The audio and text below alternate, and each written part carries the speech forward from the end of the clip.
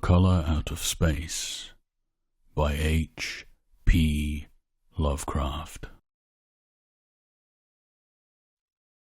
West of Arkham the hills rise wild, and there are valleys with deep woods that no axe has ever cut. There are dark, narrow glens where the trees slope fantastically, and where thin brooklets trickle without ever having caught the glint of sunlight. On the gentler slopes there are farms, ancient and rocky, with squat, moss-coated cottages brooding eternally over old New England secrets in the lee of great ledgers. But these are all vacant now, the wide chimneys crumbling and the shingled sides bulging perilously beneath low gambrel roofs. The old folks have gone away, and foreigners do not like to live there. French Canadians have tried it, Italians have tried it, and the Poles have come and departed. It is not because of anything that can be seen, or heard, or handled, but because of something that is imagined.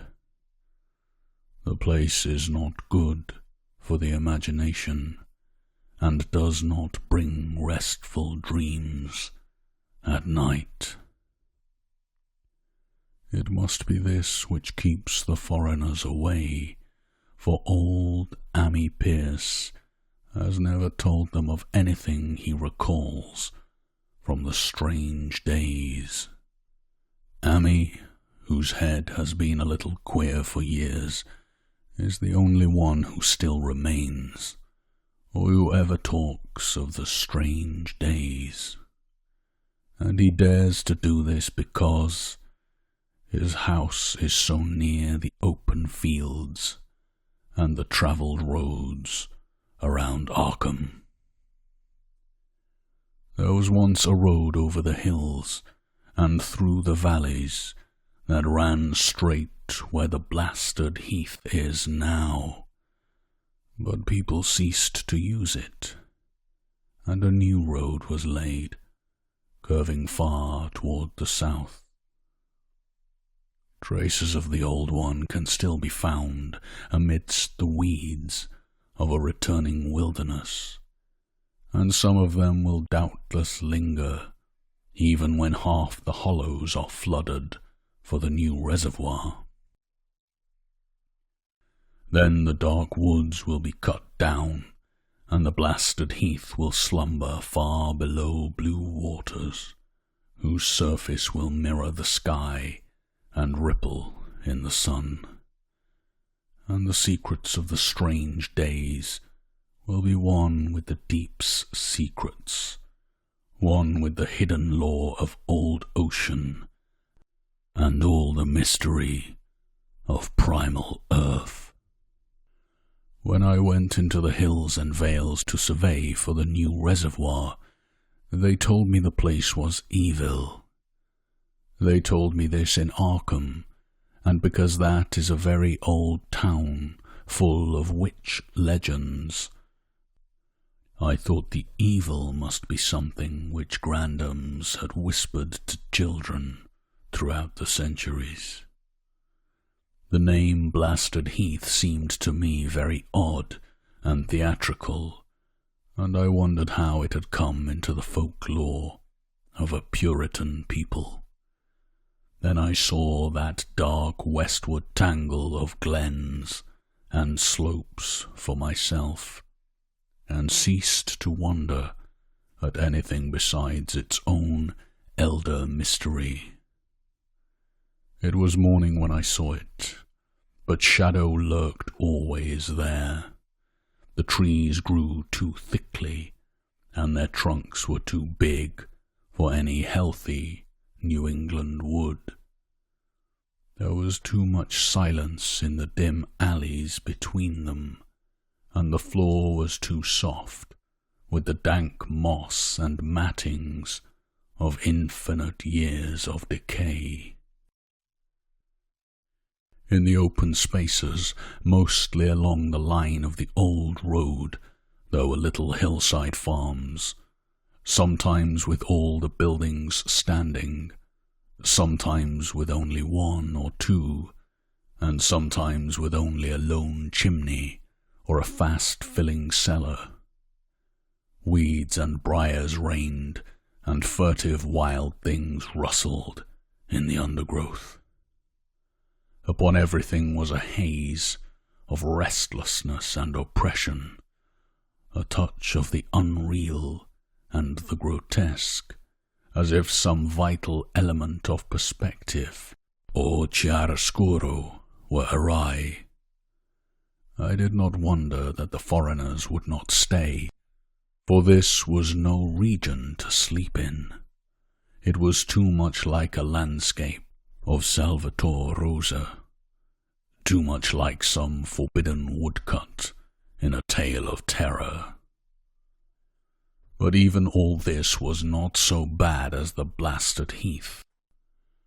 I knew it the moment I came upon it at the bottom of a spacious valley, for no other name could fit such a thing, or any other thing fit such a name. It was as if the poet had coined the phrase from having seen this one particular region. It must, I thought, as I viewed it, be the outcome of a fire. But why had nothing new ever grown over those 5 acres of grey desolation that sprawled open to the sky like a great spot eaten by acid in the woods and fields? It lay largely to the north of the ancient road line, but encroached a little on the other side. I felt an odd reluctance about approaching, and did so at last only because my business took me through and past it. There was no vegetation of any kind on that broad expanse, but only a fine grey dust or ash, which no wind seemed ever to blow about. The trees near it were sickly and stunted, and many dead trunks stood or lay rotting at the rim. As I walked hurriedly by, I saw the tumbled bricks and stones of an old chimney and cellar on my right, and the yawning black maw of an abandoned well, whose stagnant vapours played strange tricks with the hues of the sunlight. Even the long, dark woodland climb beyond seemed welcome in contrast, and I marvelled no more at the frightened whispers of Arkham people. There had been no house or ruin near. Even in the old days the place must have been lonely and remote. And at twilight, dreading to repass that ominous spot, I walked circuitously back to the town by the curving road on the south. I vaguely wished some clouds would gather, for an odd timidity about the deep, skyey voids above had crept into my soul. In the evening I asked old people in Arkham about the blasted heath, and what was meant by that phrase, "strange days," which so many evasively muttered. I could not, however, get any good answers, except that all the mystery was much more recent than I had dreamed. It was not a matter of old legendary at all, but something within the lifetime of those who spoke. It had happened in the 80s, and a family had disappeared or was killed. Speakers would not be exact. and because they all told me to pay no attention to old Ammi Pierce's crazy tales, I sought him out the next morning, having heard that he lived alone in the ancient tottering cottage where the trees first begin to get very thick. It was a fearsomely archaic place, and had begun to exude the faint miasmal odour which clings about houses that have stood too long. Only with persistent knocking could I rouse the aged man, and when he shuffled timidly to the door, I could tell he was not glad to see me. He was not so feeble as I had expected, but his eyes drooped in a curious way, and his unkempt clothing and white beard made him seem very worn and dismal. Not knowing just how he could best be launched on his tales, I feigned a matter of business, told him of my surveying, and asked vague questions about the district. He was far brighter and more educated than I had been led to think, and before I knew it, had grasped quite as much of the subject as any man I had talked with in Arkham. He was not like other rustics I had known in the sections where reservoirs were to be. From him there were no protests at the miles of old wood and farmland to be blotted out, though perhaps there would have been, had not his home lain outside the bounds of the future lake. Relief was all that he showed, relief at the doom of the dark ancient valleys through which he had roamed all his life.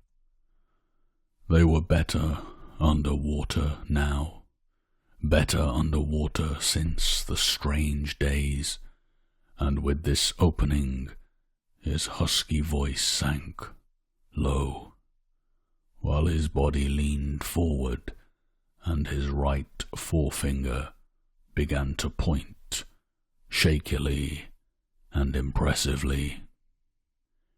It was then that I heard the story, and as the rambling voice scraped and whispered on, I shivered again and again, despite the summer day.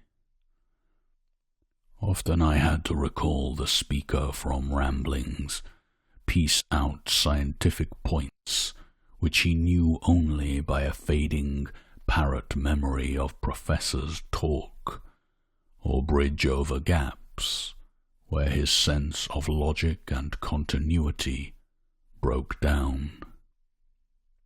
When he was done, I did not wonder that his mind had snapped a trifle, or that the folk of Arkham would not speak much of the blasted heath.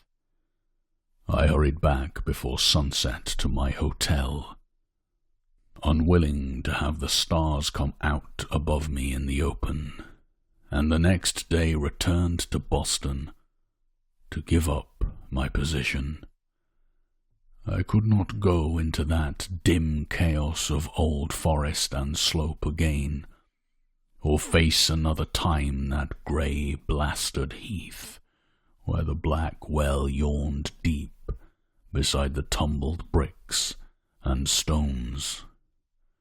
The reservoir will soon be built now, and all those elder secrets will be safe forever under the watery fathoms.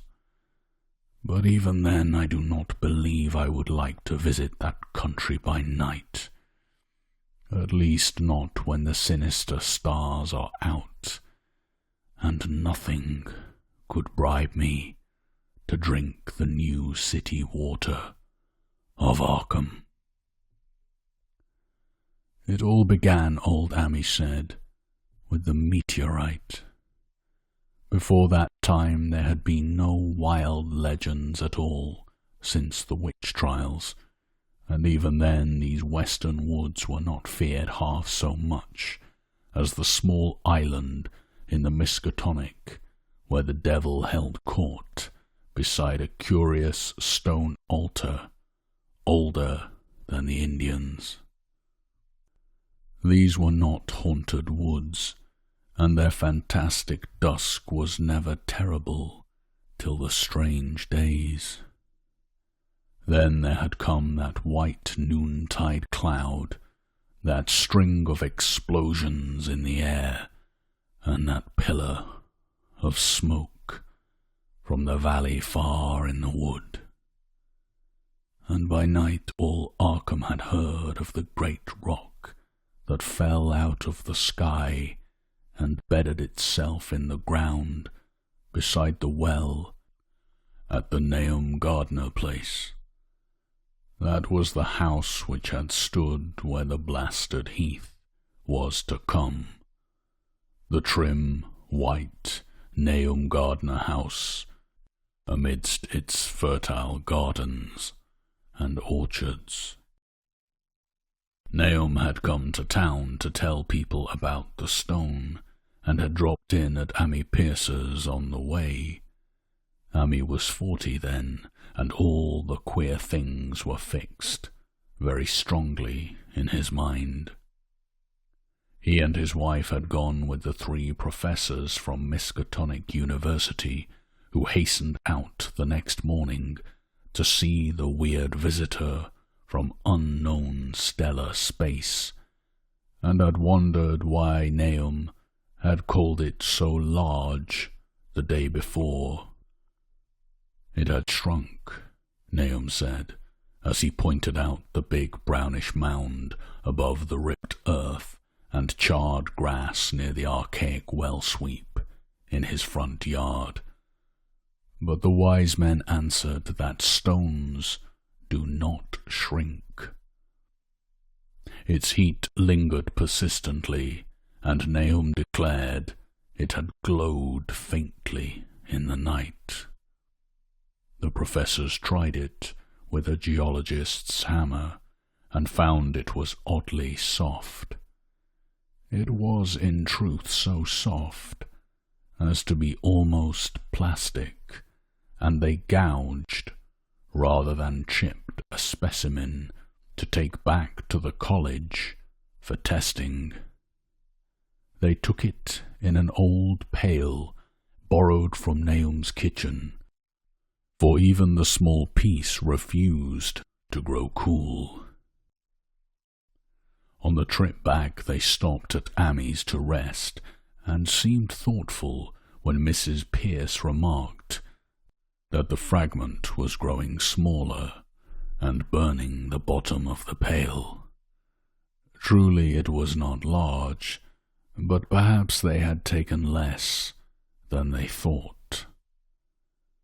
The day after that, all this was in June of '82, the professors had trooped out again in a great excitement.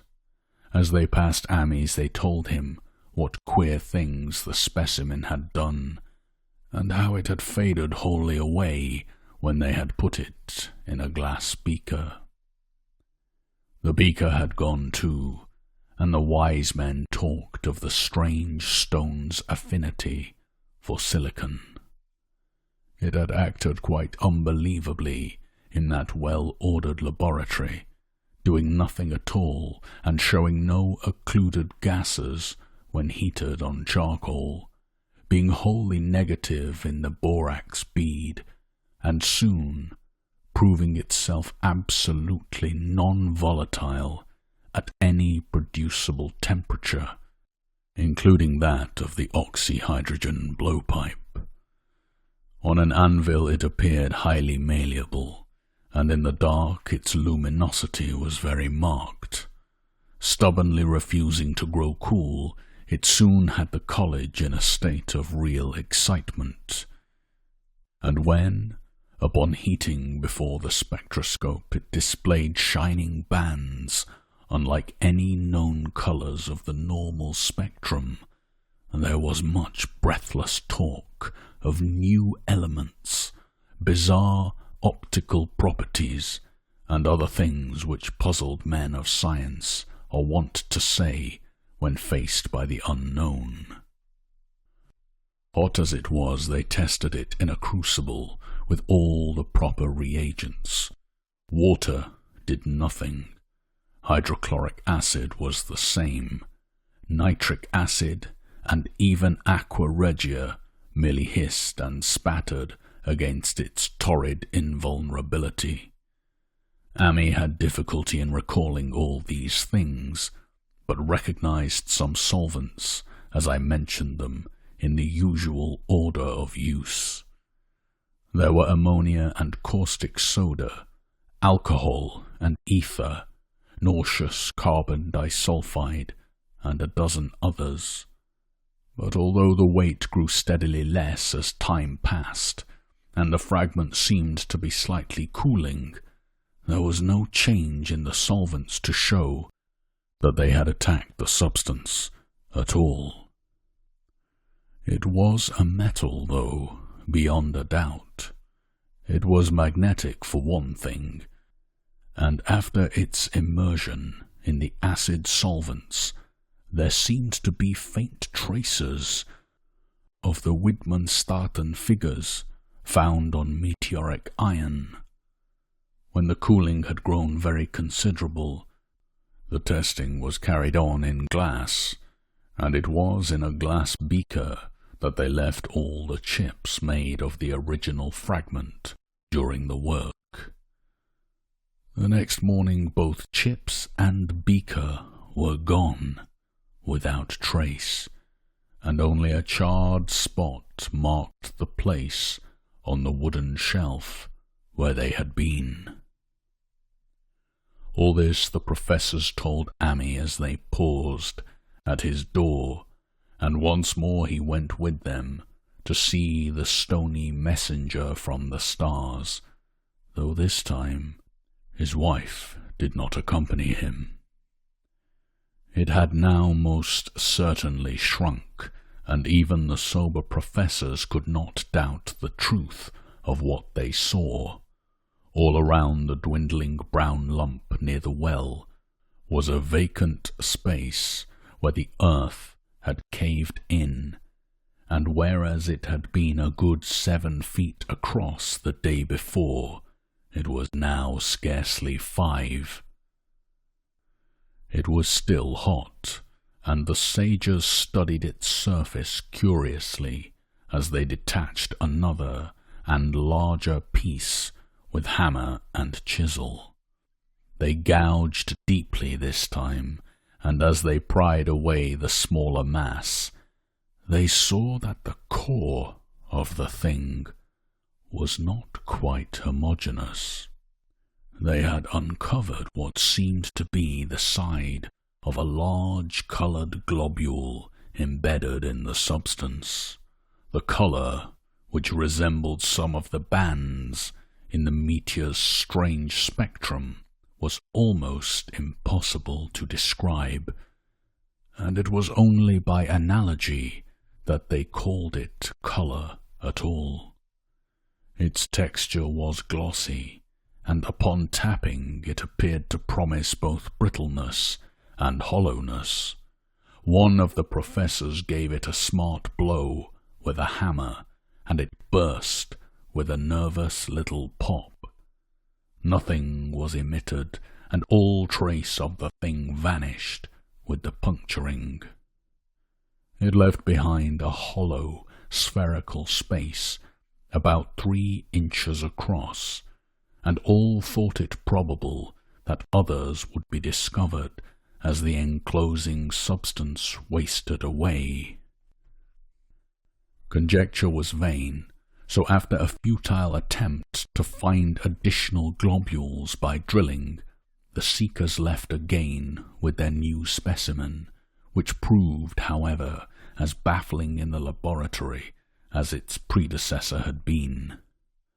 Aside from being almost plastic, having heat, magnetism, and slight luminosity, cooling slightly in powerful acids, possessing an unknown spectrum, wasting away in air, and attacking silicon compounds with mutual destruction as a result, it presented no identifying features whatsoever. And at the end of the tests, the college scientists were forced to own that they could not place it.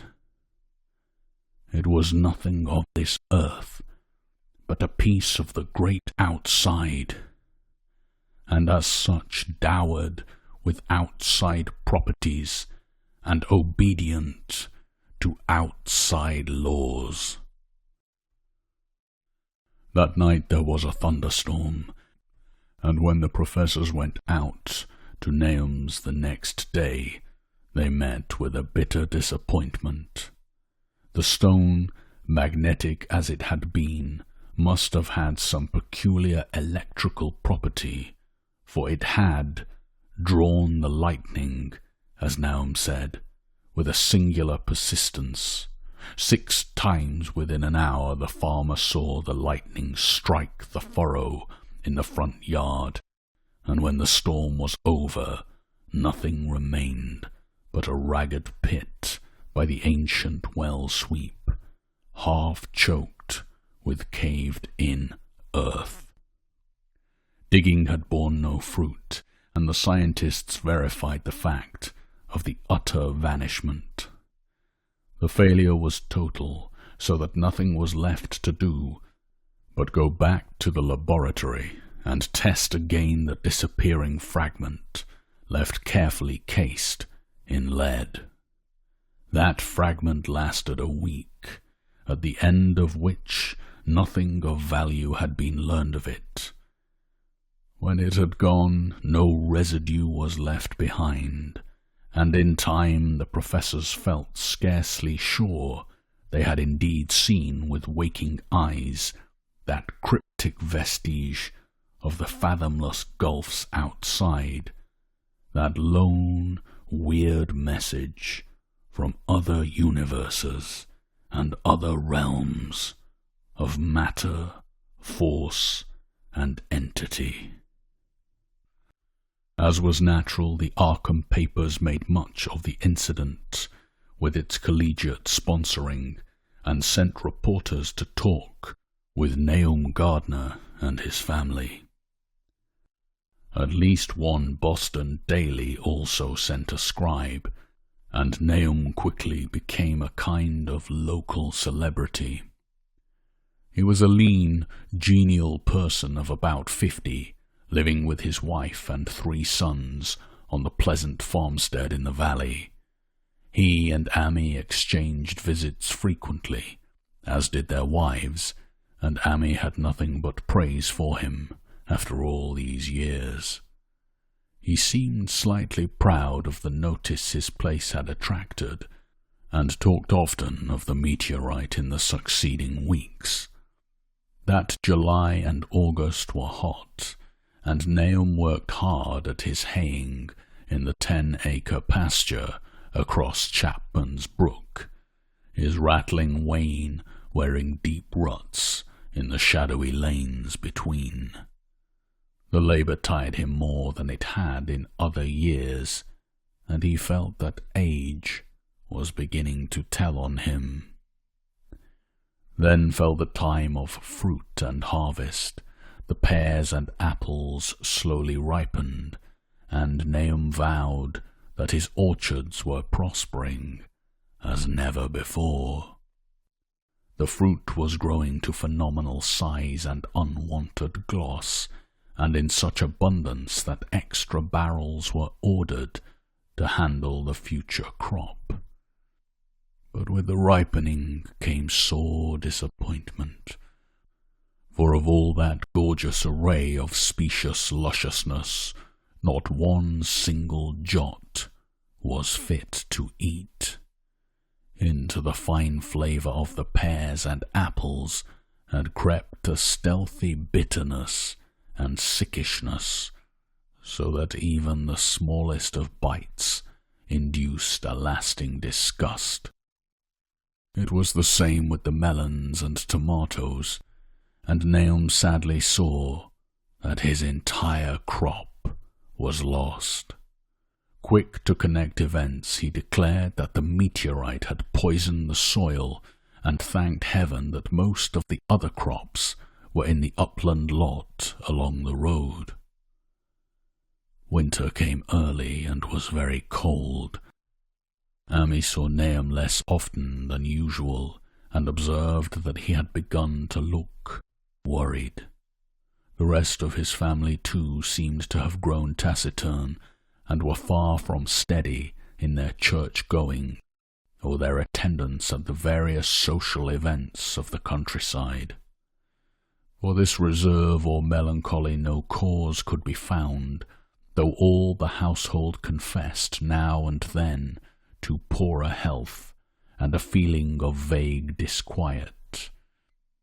Nahum himself gave the most definitive statement of anyone when he said he was disturbed about certain footprints in the snow. There were the usual winter prints of red squirrels, white rabbits, and foxes, but the brooding farmer professed to see something not quite right about their nature and arrangement. He was never specific, but appeared to think that they were not as characteristic of the anatomy and habits of squirrels and rabbits and foxes as they ought to be. Amy listened without interest to this talk until one night when he drove past Nahum's house in his sleigh on the way back from Clark's Corners. There had been a moon, and a rabbit had run across the road, and the leaps of that rabbit were longer than either Amy or his horse liked. The latter indeed had almost run away when brought up by a firm rein. Thereafter Amy gave Nahum's tales more respect, and wondered why the gardener dogs seemed so cowed and quivering every morning. They had, it developed, nearly lost the spirit to bark. In February the McGregor boys from Meadow Hill were out shooting woodchucks, and not far from the Gardner place bagged a very peculiar specimen. The proportions of its body seemed slightly altered in a queer way impossible to describe, while its face had taken on an expression which no one ever saw in a woodchuck before. The boys were genuinely frightened and threw the thing away at once, so that only their grotesque tales of it ever reached the people of the countryside. But the shying away of the horses near Nahum's house had now become an acknowledged thing, and all the basis for a cycle of whispered legend was fast taking form. People vowed that the snow melted faster around Nahum's than it did anywhere else, and early in March there was an awed discussion in Potter's General Store at Clark's Corners. Stephen Rice had driven past Gardner's in the morning and had noticed the skunk cabbages coming up through the mud by the woods across the road. Never were things of such size seen before, and they held strange colours that could not be put into any words. Their shapes were monstrous, and the horse had snorted at an odour which struck Stephen as wholly unprecedented. That afternoon several persons drove past to see the abnormal growth, and all agreed that plants of that kind ought never to sprout in a healthy world. The bad fruit of the fall before was freely mentioned, and it went from mouth to mouth that there was poison in Nahum's ground. Of course it was the meteorite, and remembering how strange the men from the college had found that stone to be, several farmers spoke about the matter to them. One day they paid Nahum a visit, but having no love of wild tales and folklore, were very conservative in what they inferred. The plants were certainly odd, but all skunk cabbages are more or less odd in shape and odour and hue. Perhaps some mineral element from the stone had entered the soil, but it would soon be washed away, and as for the footprints and frightened horses, of course this was mere country talk, which such a phenomenon as the aerolite would be certain to start. There was really nothing for serious men to do in cases of wild gossip, for superstitious rustics will say and believe anything. And so all through the strange days the professors stayed away in contempt. Only one of them, when given 2 phials of dust for analysis in a police job over a year and a half later, recalled that the queer colour of that skunk cabbage had been very like one of the anomalous bands of light shown by the meteor fragment in the college spectroscope, and like the brittle globule found embedded in the stone from the abyss. The samples in this analysis case gave the same odd bands at first, though later they lost the property. The trees budded prematurely around Nahum's, and at night they swayed ominously in the wind. Nahum's second son, Thaddeus, a lad of 15, swore that they swayed also when there was no wind, but even the gossips would not credit this. Certainly, however, restlessness was in the air. The entire Gardner family developed the habit of stealthy listening, though not for any sound which they could consciously name. The listening was, indeed, rather a product of moments, when consciousness seemed half to slip away.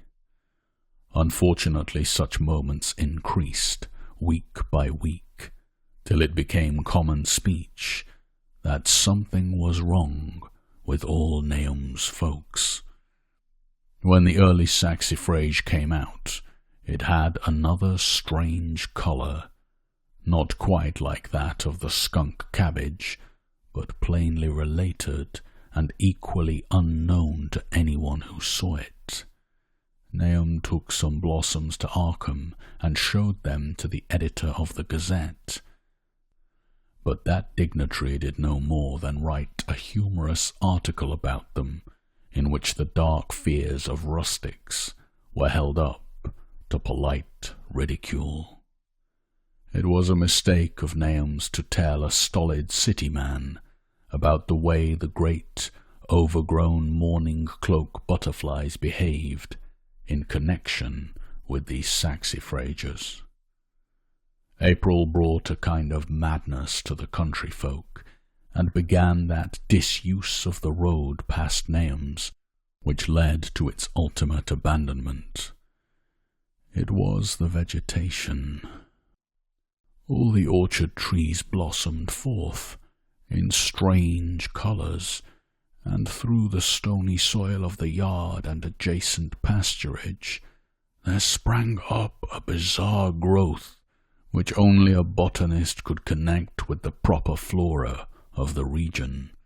No sane, wholesome colours were anywhere to be seen, except in the green grass and leafage, but everywhere those hectic and prismatic variants of some diseased, underlying primary tone without a place among the known tints of the earth. The Dutchman's breeches became a thing of sinister menace, and the blood roots grew insolent in their chromatic perversion. Amy and the gardeners thought that most of the colours had a sort of haunting familiarity, and decided that they reminded one of the brittle globule in the meteor. Nahum ploughed and sowed the 10-acre pasture and the upland lot, but did nothing with the land around the house. He knew it would be of no use, and hoped that the summer's strange growths would draw all the poison from the soil. He was prepared for almost anything now, and had grown used to the sense of something near him, waiting to be heard. The shunning of his house by neighbours told on him, of course, but it told on his wife more. The boys were better off, being at school each day, but they could not help being frightened by the gossip. Thaddeus, an especially sensitive youth, suffered the most. In May the insects came, and Nahum's place became a nightmare of buzzing and crawling. Most of the creatures seemed not quite usual in their aspects and motions, and their nocturnal habits contradicted all former experience. The gardeners took to watching at night, watching in all directions at random, for something. They could not tell what. It was then that they all owned that Thaddeus had been right about the trees. Mrs. Gardner was the next to see it from the window as she watched the swollen boughs of a maple against a moonlit sky. The boughs surely moved, and there was no wind. It must be the sap. Strangeness had come into everything growing now. Yet it was none of Nahum's family at all who made the next discovery. Familiarity had dulled them, and what they could not see was glimpsed by a timid windmill salesman from Bolton who drove by one night in ignorance of the country legends. What he told in Arkham was given a short paragraph in the Gazette, and it was there that all the farmers, Nahum included, saw it first. The night had been dark, and the buggy lamps faint, but around a farm in the valley, which everyone knew from the account must be Nahum's, the darkness had been less thick. A dim though distinct luminosity seemed to inhere in all the vegetation, grass, leaves and blossoms alike, while at one moment a detached piece of the phosphorescence appeared to stir furtively in the yard near the barn. The grass had so far seemed untouched, and the cows were freely pastured in the lot near the house. But towards the end of May the milk began to be bad. Then Nahum had the cows driven to the uplands, after which the trouble ceased. Not long after this the change in grass and leaves became apparent to the eye. All the verdure was going grey, and was developing a highly singular quality of brittleness. Amy was now the only person who ever visited the place, and his visits were becoming fewer and fewer. When school closed, the gardeners were virtually cut off from the world, and sometimes let Amy do their errands in town. They were failing curiously both physically and mentally, and no one was surprised when the news of Mrs. Gardner's madness stole around. It happened in June, about the anniversary of the meteor's fall, and the poor woman screamed about things in the air which she could not describe. In her raving there was not a single specific noun, but only verbs and pronouns. Things moved and changed and fluttered, and ears tingled to impulses which were not wholly sounds. Something was taken away. She was being drained of something. Something was fastening itself on her that ought not to be. Someone must make it keep off. Nothing was ever still in the night. The walls and windows shifted. Nahum did not send her to the county asylum, but let her wander about the house, as long as she was harmless to herself and others. Even when her expression changed, he did nothing. But when the boys grew afraid of her, and Thaddeus nearly fainted at the way she made faces at him, he decided to keep her locked in the attic. By July she had ceased to speak and crawled on all fours, and before that month was over, Nahum got the mad notion that she was slightly luminous in the dark, as he now clearly saw was the case with the nearby vegetation. It was a little before this that the horses had stampeded. Something had aroused them in the night, and their neighing and kicking in their stalls had been terrible. There seemed virtually nothing to do to calm them, and when Nahum opened the stable door, they all bolted out like frightened woodland deer. It took a week to track all four, and when found they were seen to be quite useless and unmanageable.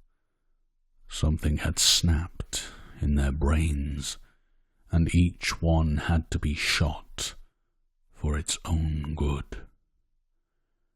Nahum borrowed a horse from Ami for his haying, but found it would not approach the barn. It shied, balked, and whinnied, and in the end he could do nothing but drive it into the yard, while the men used their own strength to get the heavy wagon near enough the hayloft for convenient pitching. And all the while the vegetation was turning grey and brittle. Even the flowers whose hue had been so strange were greying now, and the fruit was coming out grey and dwarfed and tasteless. The asters and goldenrod bloomed grey and distorted, and the roses and zinnias and hollyhocks in the front yard were such blasphemous-looking things that Nahum's oldest boy Zenos cut them down. The strangely puffed insects died about that time, even the bees that had left their hives and taken to the woods. By September all the vegetation was fast crumbling to a greyish powder, and Nahum feared that the trees would die before the poison was out of the soil. His wife now had spells of terrific screaming, and he and the boys were in a constant state of nervous tension. They shunned people now, and when school opened, the boys did not go. But it was Ami, on one of his rare visits, who first realized that the well water was no longer good. It had an evil taste that was not exactly fetid, nor exactly salty, and Ami advised his friend to dig another well on higher ground, to use till the soil was good again. Nahum, however, ignored the warning, for he had by that time become calloused to strange and unpleasant things. He and the boys continued to use the tainted supply, drinking it as listlessly and mechanically as they ate their meagre and ill-cooked meals, and did their thankless and monotonous chores through the aimless days. There was something of stolid resignation about them all, as if they walked half in another world between lines of nameless guards to a certain and familiar doom. Thaddeus went mad in September after a visit to the well. He had gone with a pail and had come back empty-handed, shrieking and waving his arms, and sometimes lapsing into an inane titter or a whisper about the moving colours down there.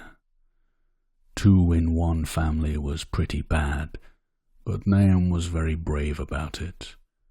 He let the boy run about for a week until he began stumbling and hurting himself, and then he shut him in an attic room across the hall from his mother's.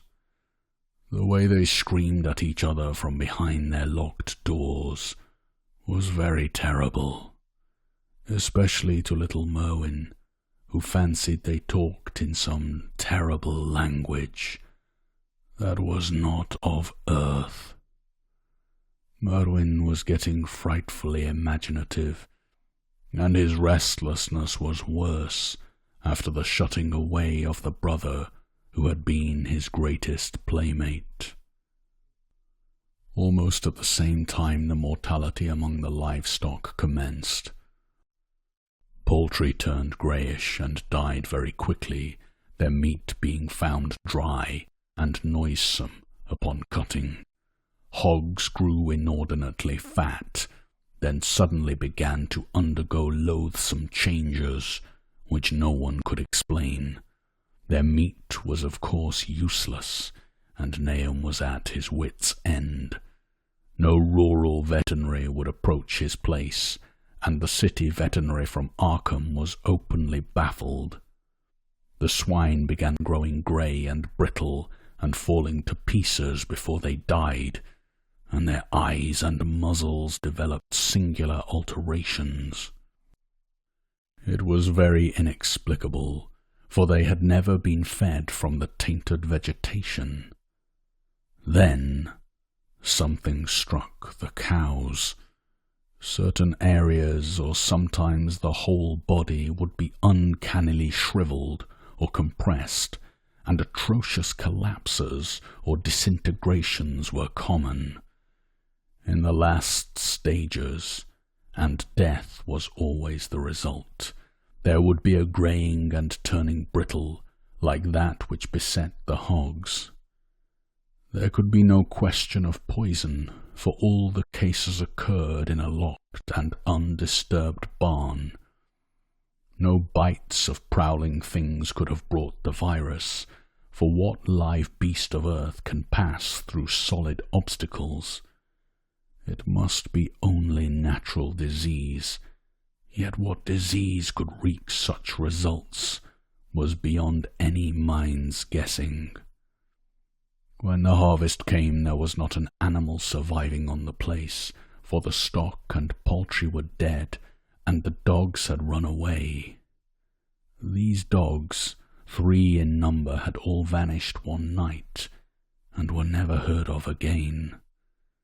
The 5 cats had left some time before, but their going was scarcely noticed, since there now seemed to be no mice, and only Mrs. Gardner had made pets of the graceful felines. On the 19th of October, Nahum staggered into Ammy's house with hideous news. The death had come to poor Thaddeus in his attic room, and it had come in a way which could not be told. Nahum had dug a grave in the railed family plot behind the farm, and had put therein what he found. There could have been nothing from outside, for the small barred window and locked door were intact, but it was much as it had been in the barn. Ammy and his wife consoled the stricken man as best they could, but shuddered as they did so. Stark terror seemed to cling round the Gardners, and all they touched, and the very presence of one in the house was a breath from regions unnamed and unnameable. Ami accompanied Nahum home with the greatest reluctance, and did what he might to calm the hysterical sobbing of little Merwin. Zenos needed no calming. He had come of late to do nothing but stare into space and obey what his father told him, and Ami thought that his fate was very merciful. Now and then Merwin's screams were answered faintly from the attic, and in response to an inquiring look, Nahum said that his wife was getting very feeble. When night approached, Ami managed to get away, for not even friendship could make him stay in that spot when the faint glow of the vegetation began, and the trees may or may not have swayed without wind. It was really lucky for Ami that he was not more imaginative. Even as things were, his mind was bent ever so slightly, but had he been able to connect and reflect upon all the portents around him, he must inevitably have turned a total maniac. In the twilight he hastened home, the screams of the mad woman and the nervous child ringing horribly in his ears. 3 days later, Nahum lurched into Ami's kitchen in the early morning, and in the absence of his host, stammered out a desperate tale once more, while Mrs. Pierce listened in a clutching fright. It was little Merwin this time. He was gone. He had gone out late at night with a lantern and pail for water, and had never come back. He'd been going to pieces for days, and hardly knew what he was about. Screamed at everything. There had been a frantic shriek from the yard then, but before the father could get to the door, the boy was gone. There was no glow from the lantern he had taken, and of the child himself no trace. At the time, Nahum thought the lantern and pail were gone too, but when dawn came and the man had plodded back from his all-night search of the woods and fields, he had found some very curious things near the well. There was a crushed and apparently somewhat melted mass of iron, which had certainly been the lantern, while a bent pail and twisted iron hoops beside it, both half-fused, seemed to hint at the remnants of the pail. That was all. Nahum was past imagining. Mrs. Pierce was blank, and Ami, when he had reached home and heard the tale, could give no guess. Merwin was gone, and there would be no use in telling the people around, who shunned all gardeners now. No use either in telling the city people at Arkham, who laughed at everything. Thad was gone, and now Murney was gone. Something was creeping, and waiting to be seen, and felt, and heard. Nahum would go soon, and he wanted Ami to look after his wife and Zenos, if they survived him. It must all be a judgment of some sort, though he could not fancy what for, since he had always walked uprightly in the Lord's ways, so far as he knew. For over 2 weeks Ami saw nothing of Nahum, and then, worried about what might have happened, he overcame his fears and paid the Gardner place a visit. There was no smoke from the great chimney, and for a moment the visitor was apprehensive of the worst. The aspect of the whole farm was shocking. Greyish withered grass and leaves on the ground, vines falling in brittle wreckage from archaic walls and gables, and great bare trees clawing up at the grey November sky with a studied malevolence which Amy could not but feel had come from some subtle change in the tilt of the branches. But Nahum was alive, after all. He was weak and lying on a couch in the low-ceiled kitchen, but perfectly conscious and able to give simple orders to Zenas. The room was deadly cold, and as Amy visibly shivered, the host shouted huskily to Zenas for more wood. Wood indeed was sorely needed, since the cavernous fireplace was unlit and empty, with a cloud of soot blowing about in the chill wind that came down the chimney. Presently Nahum asked him if the extra wood had made him any more comfortable, and then Amy saw what had happened. The stoutest cord had broken at last, and the hapless farmer's mind was proof against more sorrow. Questioning tactfully, Amy could get no clear data at all about the missing Zenas. "In the well. He lives in the well," was all that the clouded father would say. Then there flashed across the visitor's mind a sudden thought of the mad wife, and he changed his line of inquiry. "Nabby? Why, here she is," was the surprised response of poor Nahum, and Amy soon saw that he must search for himself. Leaving the harmless babbler on the couch, he took the keys from their nail beside the door and climbed the creaking stairs to the attic. It was very close and noisome up there, and no sound could be heard from any direction. Of the 4 doors in sight, only one was locked, and on this he tried various keys on the ring he had taken. The 3rd key proved the right one, and after some fumbling, Amy threw open the low, white door.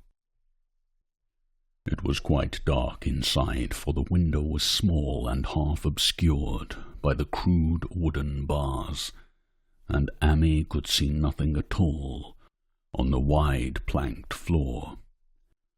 The stench was beyond enduring, and before proceeding further, he had to retreat to another room and return with his lungs filled with breathable air. When he did enter, he saw something dark in the corner, and upon seeing it more clearly, he screamed outright. While he screamed, he thought a momentary cloud eclipsed the window, and a second later he felt himself brushed, as if by some hateful current of vapour. Strange colours danced before his eyes, and had not a present horror numbed him, he would have thought of the globule in the meteor that the geologist's hammer had shattered, and of the morbid vegetation that had sprouted in the spring. As it was, he thought only of the blasphemous monstrosity which confronted him, and which all too clearly had shared the nameless fate of young Thaddeus and the livestock. But the terrible thing about this horror was that it very slowly and perceptibly moved as it continued to crumble. Amy would give me no added particulars to this scene, but the shape in the corner does not reappear in his tale as a moving object. There are things which cannot be mentioned, and what is done in common humanity is sometimes cruelly judged by the law. I gathered that no moving thing was left in that attic room, and that to leave anything capable of motion there would have been a deed so monstrous as to damn any accountable being to eternal torment. Anyone but a stolid farmer would have fainted or gone mad, but Amy walked conscious through that low doorway and locked the accursed secret behind him. There would be Naum to deal with now.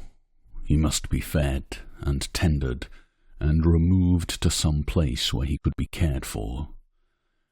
Commencing his descent of the dark stairs, Amy heard a thud below him.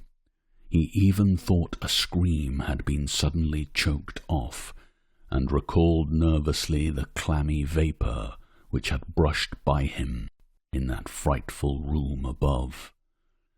What presence had his cry and entry started up? Halted by some vague fear, he heard still further sounds below. Indubitably, there was a sort of heavy dragging, and a most detestably sticky noise, as of some fiendish and unclean species of suction. With an associative sense goaded to feverish heights, he thought unaccountably of what he had seen upstairs. Good God! What eldritch dream world was this into which he had blundered? He dared move neither backward nor forward, but stood there trembling at the black curve of the boxed-in staircase. Every trifle of the scene burned itself into his brain. The sounds, the sense of dread expectancy, the darkness, the steepness of the narrow steps, and merciful heaven! The faint but unmistakable luminosity of all the woodwork in sight, steps, sides, exposed laths and beams alike. Then there burst forth a frantic whinny from Amy's horse outside, followed at once by a clatter which told of a frenzied runaway. In another moment, horse and buggy had gone beyond earshot, leaving the frightened man on the dark stairs to guess what had sent them. But that was not all. There had been another sound out there, a sort of liquid splash. Water. It must have been the well. He had left Hero untied near it, and a buggy wheel must have brushed the coping and knocked in a stone, and still the pale phosphorescence glowed in that detestably ancient woodwork. God, how old the house was! Most of it built before 1670, and the gambrel roof not later than 1730. A feeble scratching on the floor downstairs now sounded distinctly, and Amy's grip tightened on a heavy stick he had picked up in the attic for some purpose. Slowly nerving himself, he finished his descent and walked boldly toward the kitchen. But he did not complete the walk, because what he sought was no longer there. It had come to meet him, and it was still alive, after a fashion. Whether it had crawled or whether it had been dragged by any external force, Amy could not say, but the death had been at it. Everything had happened in the last half hour, but collapse, greying, and disintegration were already far advanced. There was a horrible brittleness, and dry fragments were scaling off. Amy could not touch it, but looked horrifiedly into the distorted parody that had been a face. "What was it, Naum? What was it?" he whispered, and the cleft, bulging lips were just able to crackle out a final answer. "Nothing. Nothing. The color, it burns cold and wet, but it burns. It lived in the well. I seen it. A kind of smoke, just like the flowers last spring. The well shone at night. That and Murney and Zenas. Everything alive. Sucking the life out of everything. In that stone. It must have come in that stone. Passing the whole place. Don't know what it wants.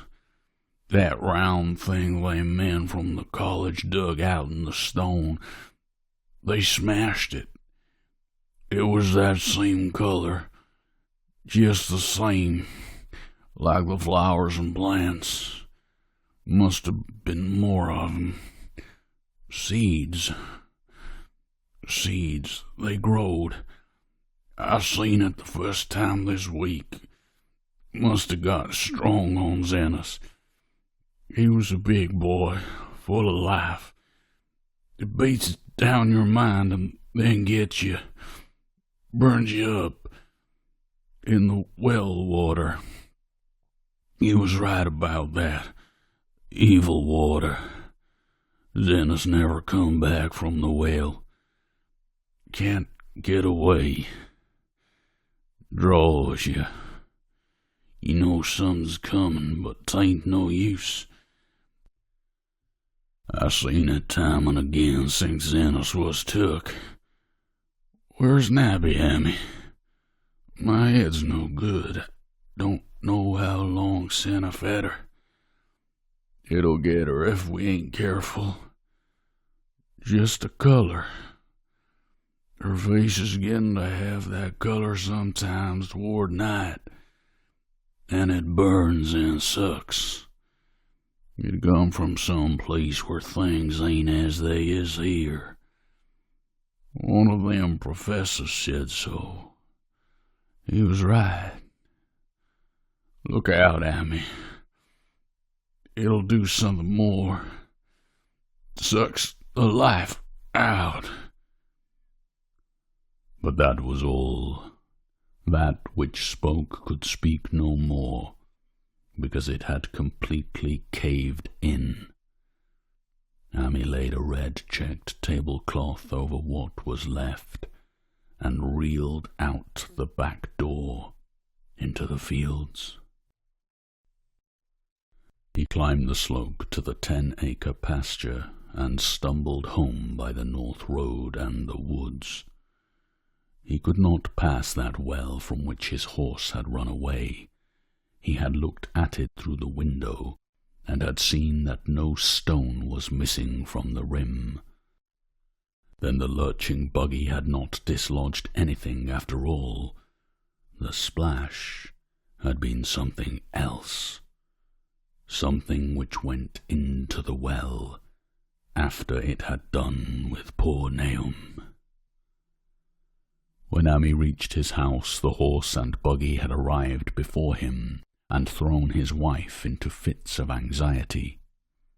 Reassuring her without explanations, he set out at once for Arkham and notified the authorities that the Gardner family was no more.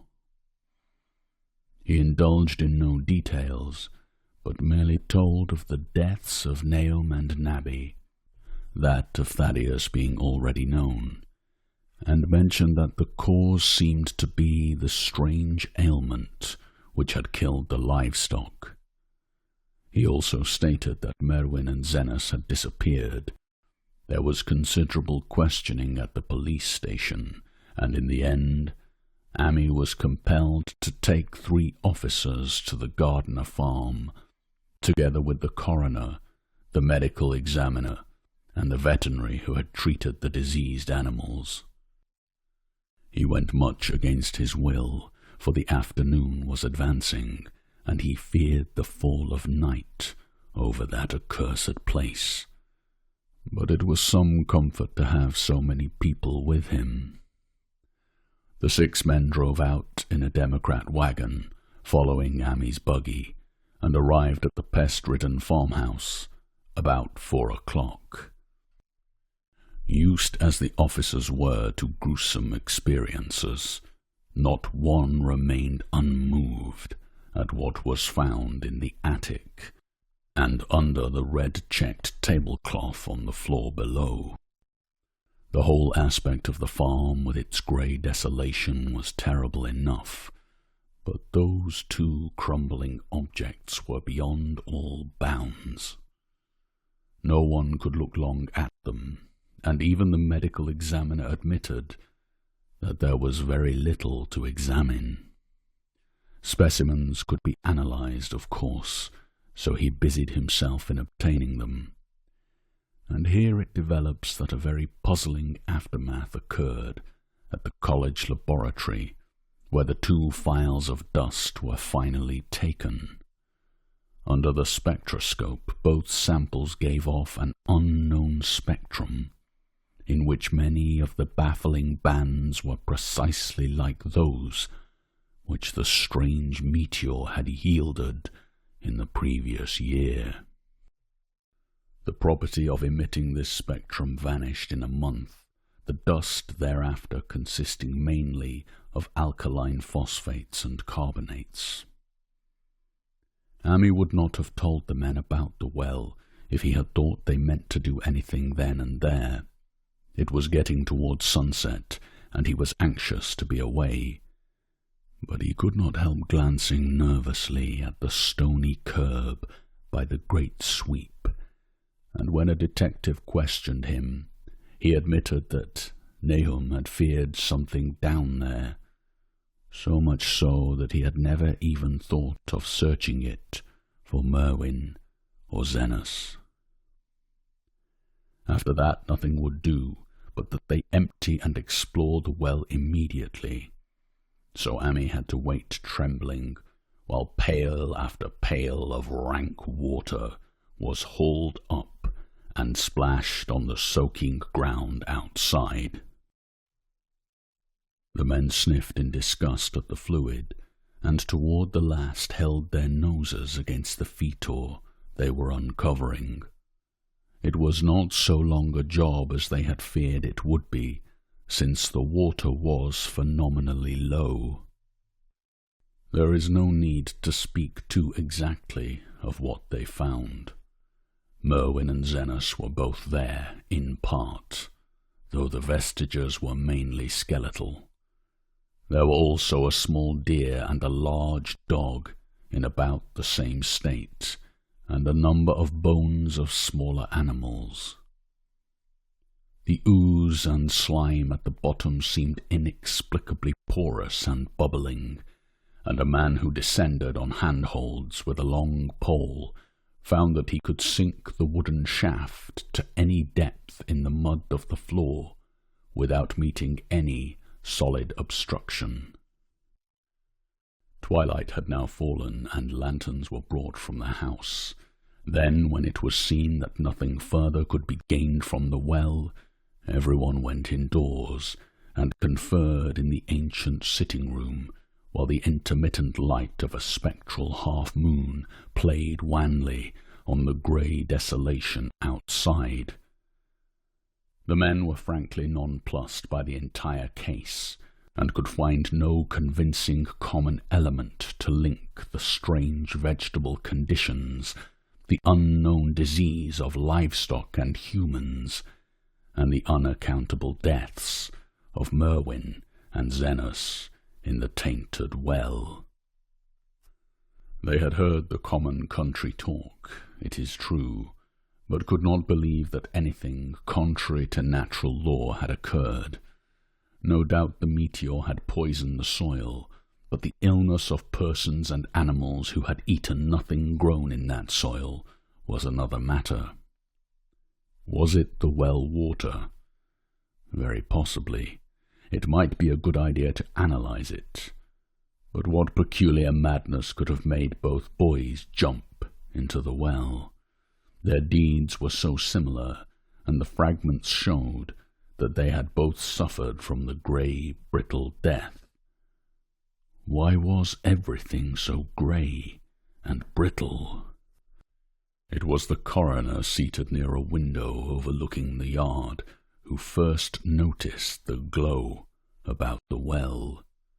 Night had fully set in, and all the abhorrent grounds seemed faintly luminous with more than the fitful moonbeams. But this new glow was something definite and distinct, and appeared to shoot up from the black pit like a softened ray from a searchlight, giving dull reflections in the little ground pools where the water had been emptied.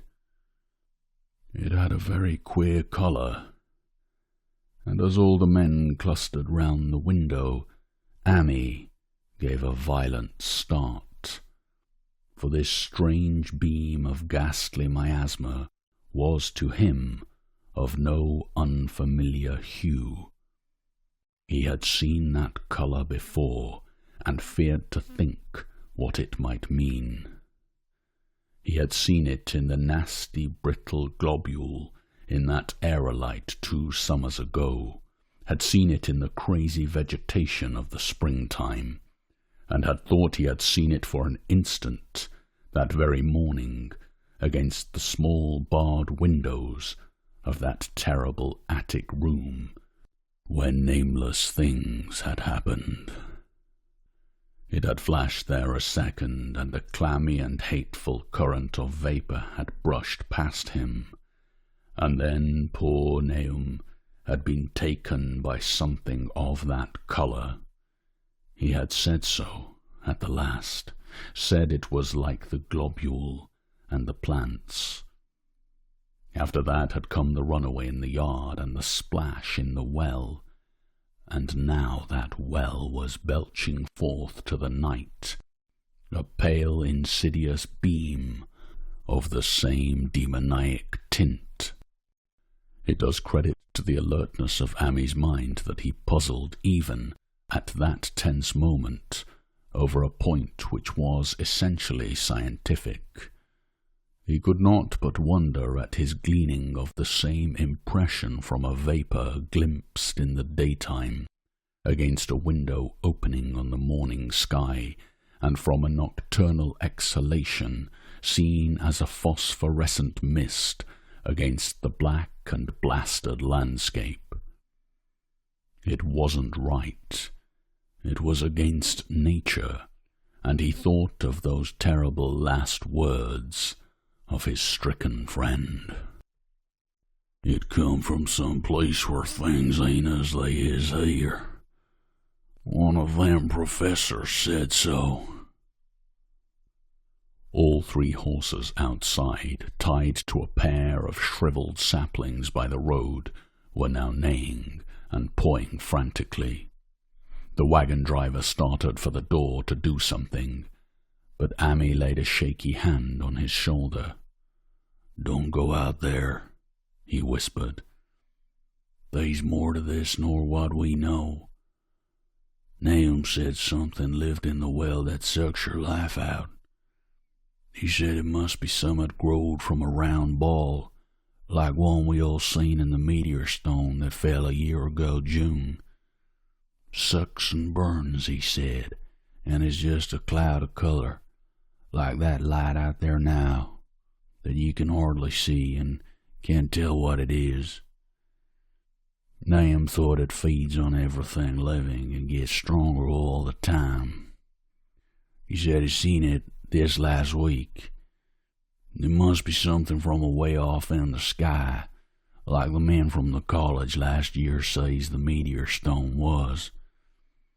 The way it's made and the way it works ain't like no way of God's world. It's something from beyond." So the men paused indecisively as the light from the well grew stronger, and the hitched horses pawed and whinnied in increasing frenzy. It was truly an awful moment, with terror in that ancient and accursed house itself. 4 monstrous sets of fragments, 2 from the house and 2 from the well in the woodshed behind, and that shaft of unknown and unholy iridescence from the slimy depths in front. Amy had restrained the driver on impulse, forgetting how uninjured he himself was after the clammy brushing of that coloured vapour in the attic room. But perhaps it is just as well that he acted as he did. No one will ever know what was abroad that night, and though the blasphemy from beyond had not so far hurt any human of unweakened mind, there is no telling what it might not have done at that last moment, and with its seemingly increased strength, and the special signs of purpose it was soon to display beneath the half-clouded, moonlit sky. All at once one of the detectives at the window gave a short, sharp gasp. The others looked at him and then quickly followed his own gaze upward, to the point at which its idle straying had been suddenly arrested. There was no need for words. What had been disputed in country gossip was disputable no longer, and it is because of the thing which every man of that party agreed in whispering later on that the strange days are never talked about in Arkham. It is necessary to premise that there was no wind at that hour of the evening. One did arise not long afterward, but there was absolutely none then. Even the dry tips of the lingering hedge mustard, grey and blighted, and the fringe on the roof of the standing Democrat wagon were unstirred. And yet, amid that tense, godless calm, the high bare boughs of all the trees in the yard were moving. They were twitching morbidly and spasmodically, clawing in convulsive and epileptic madness at the moonlit clouds, scratching impotently in the noxious air, as if jerked by some alien and bodiless line of linkage with subterranean horrors writhing and struggling below the black roots. Not a man breathed for several seconds. Then a cloud of darker depth passed over the moon, and the silhouette of clutching branches faded out momentarily.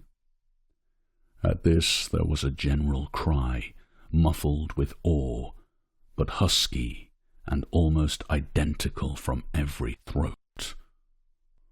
For the terror had not faded with the silhouette, and in a fearsome instant of deeper darkness, the watchers saw, wriggling at that treetop height, 1,000 tiny points of faint and unhallowed radiance, tipping each bough like the fire of St. Elmo, or the flames that came down on the apostles' heads at Pentecost. It was a monstrous constellation of unnatural light, like a glutted swarm of corpse-fed fireflies, dancing hellish sarabands over an accursed marsh. And its colour was that same nameless intrusion which Amy had come to recognize and dread. All the while the shaft of phosphorescence from the well was getting brighter and brighter, bringing to the minds of the huddled men a sense of doom and abnormality which far outtraced any image their conscious minds could form. It was no longer shining out, it was pouring out, and as the shapeless stream of unplaceable colour left the well, it seemed to flow directly into the sky. The veterinary shivered and walked to the front door to drop the heavy extra bar across it. Amy shook no less and had to tug and point for lack of a controllable voice when he wished to draw notice to the growing luminosity of the trees. The neighing and stamping of the horses had become utterly frightful, but not a soul of that group in the old house would have ventured forth for any earthly reward.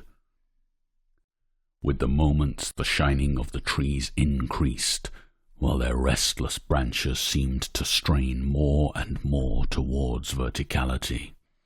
The wood of the well sweep was shining now, and presently a policeman dumbly pointed to some wooden sheds and beehives near the stone wall on the west. They were commencing to shine too, though the tethered vehicles of the visitors seemed so far unaffected. Then there was a wild commotion and clopping in the road, and as Amy quenched the lamp for better seeing, they realized that the span of frantic greys had broke their sapling and run off with the Democrat wagon. The shock served to loosen several tongues, and embarrassed whispers were exchanged. "Light spreads on everything organic that's been around here," muttered the medical examiner. No one replied, but the man who had been in the well gave a hint that his long pole must have stirred up something intangible. "It was awful," he added. "There was no bottom at all, just ooze and bubbles and the feeling of something lurking under there." Amy's horse still pawed and screamed deafeningly in the road outside, and nearly drowned its owner's faint quaver as he mumbled his formless reflections. "It come from that stone. It growed down there. It got everything living. It fed itself on a mind and body. Thad and Murney, Xenos and Nabby. Nahum was the last. They all drunk the water. It got strong on 'em. It come from beyond, where things ain't like they be here. Now, it's going home."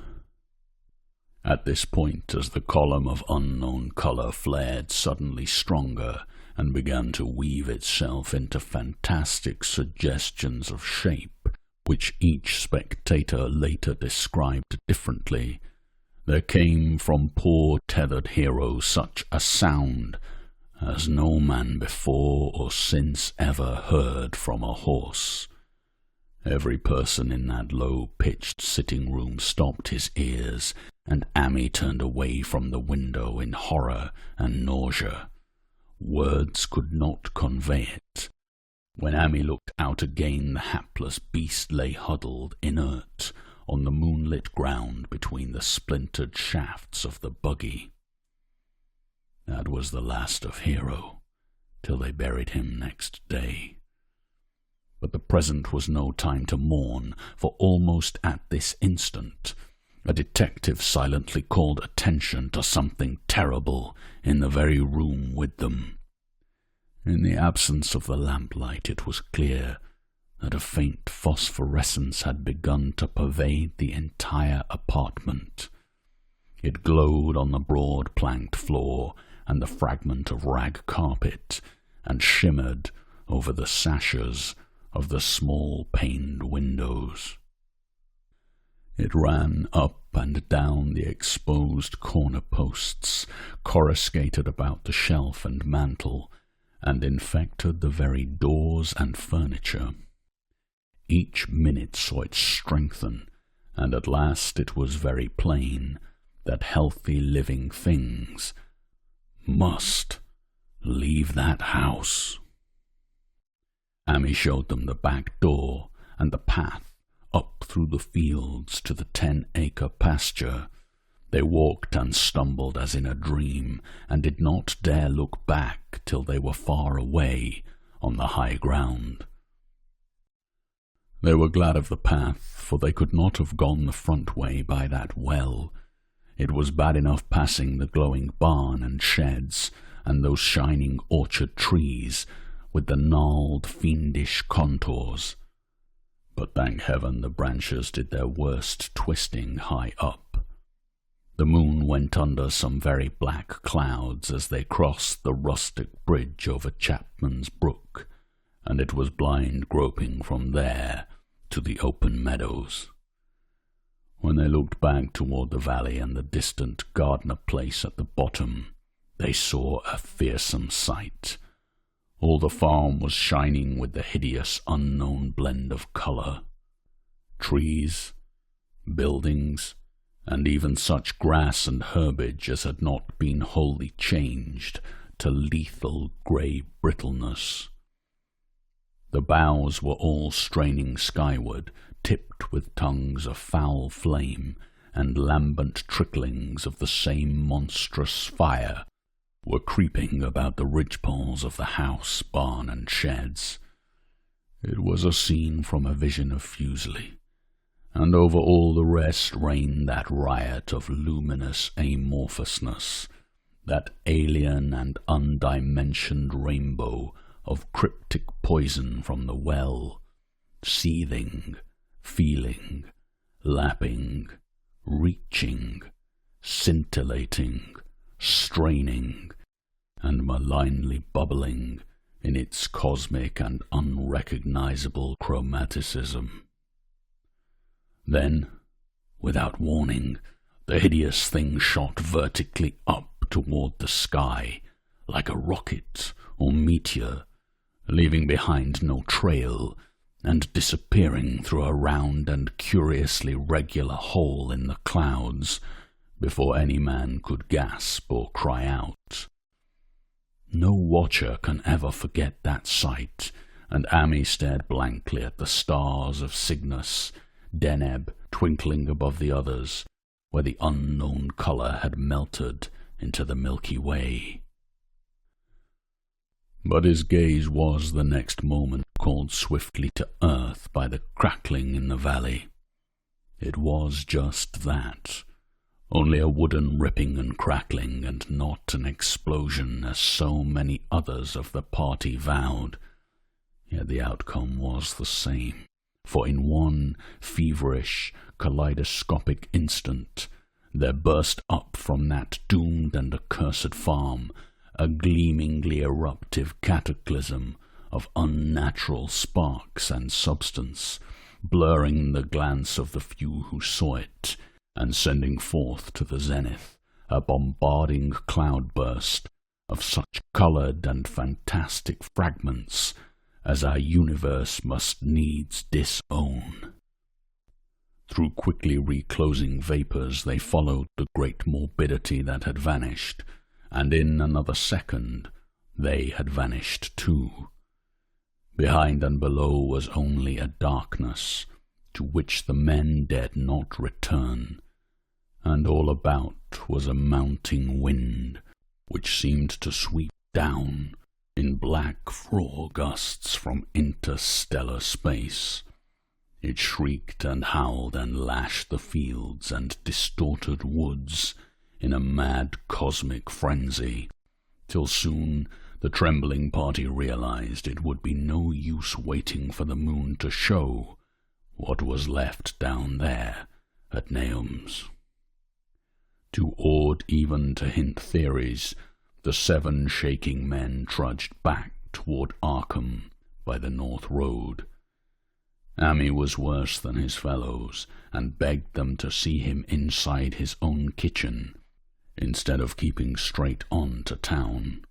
He did not wish to cross the nighted, wind-whipped woods alone to his home on the main road, for he had had an added shock that the others were spared, and was crushed forever with a brooding fear he dared not even mention for many years to come. As the rest of the watchers on that tempestuous hill had stolidly set their faces toward the road, Amy had looked back an instant at the shadowed valley of desolation so lately sheltering his ill-starred friend, and from that stricken far-away spot he had seen something feebly rise, only to sink down again upon the place from which the great shapeless horror had shot into the sky. It was just a colour, but not any colour of our earth or heavens. And because Amy recognized that colour and knew that this last faint remnant must still lurk down there in the well, he has never been quite right since. Amy would never go near the place again. It is over half a century now since the horror happened, but he has never been there, and will be glad when the new reservoir blots it out. I shall be glad too, for I do not like the way the sunlight changed colour around the mouth of that abandoned well I passed. I hope the water will always be very deep, but even so, I shall never drink it. I do not think I shall visit the Arkham country hereafter.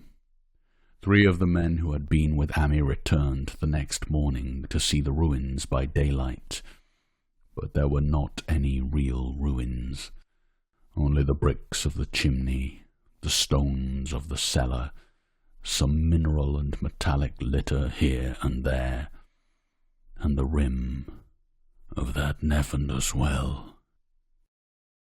Save for Amy's dead horse, which they towed away and buried, and the buggy which they shortly returned to him, everything that had ever been living had gone. 5 eldritch acres of dusty grey desert remained, nor has anything ever grown there since.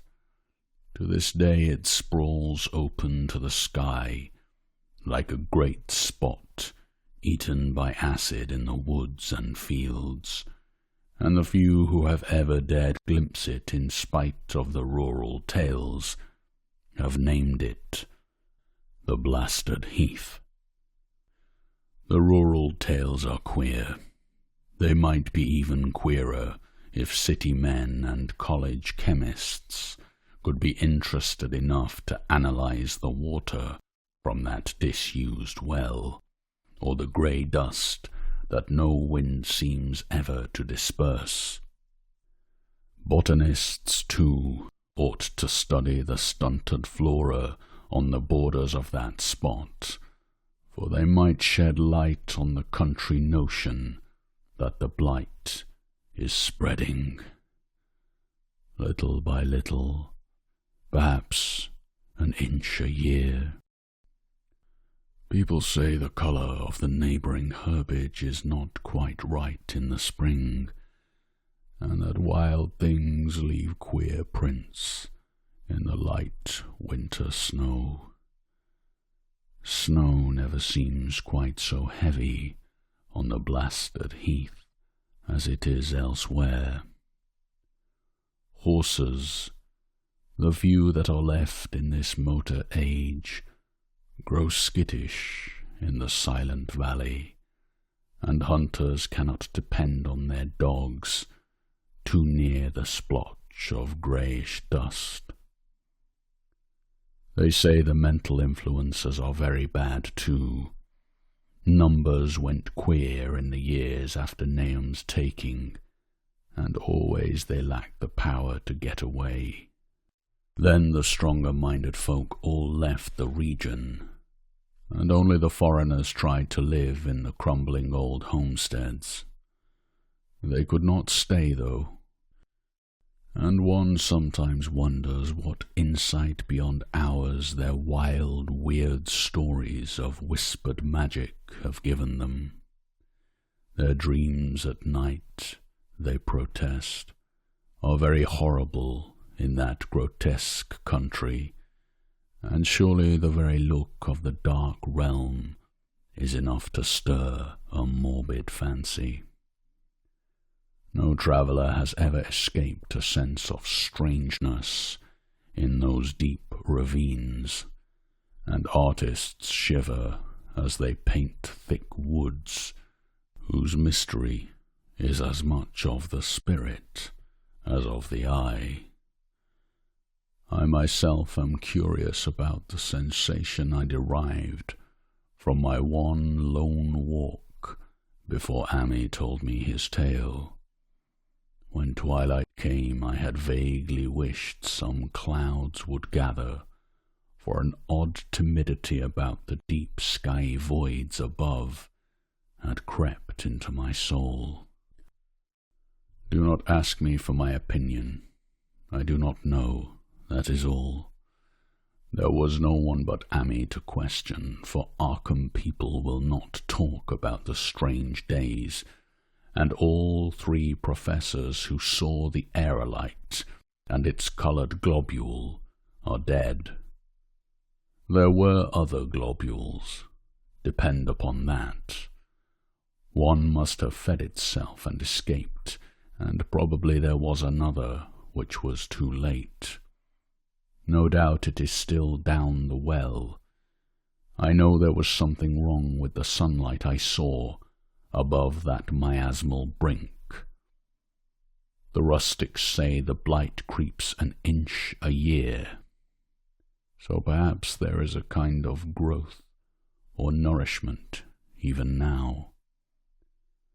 But whatever demon hatchling is there, it must be tethered to something, or else it would quickly spread. Is it fastened to the roots of those trees that claw the air? One of the current Arkham tales is about fat oaks that shine and move, as they ought not to do, at night. What it is, only God knows.